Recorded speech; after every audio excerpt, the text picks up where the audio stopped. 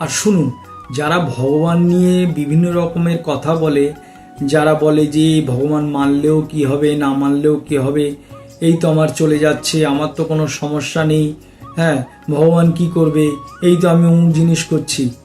ভগবানের এত সময় নেই।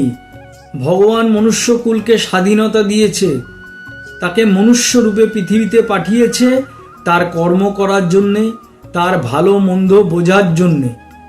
এবং পৃথিবীতে এই পরম্পরা হিসাবে সমস্ত নিয়ম কানুন চলে আসছে।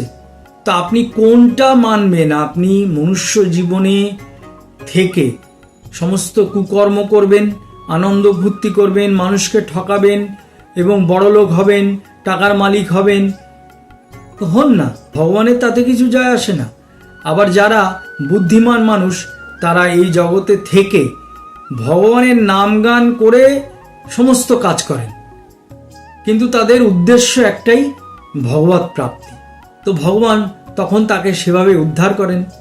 আর যারা চালাকি করে, আবার জন্ম মৃত্যু কষ্ট ভোগ করে, আবার জন্ম নেয়। আর যারা ভগবত প্রাপ্তির জন্যে এই জীবনে এসছেন, তারা ঠিক সাধন ভজন করে ভগবানের কাছে চলে যান। আমাদের সেটা বুঝতে হবে। আমরা তো মনুষ্যকুল, পৃথিবীতে সব থেকে বুদ্ধিমান এবং শ্রেষ্ঠ প্রাণী হচ্ছে মানুষ।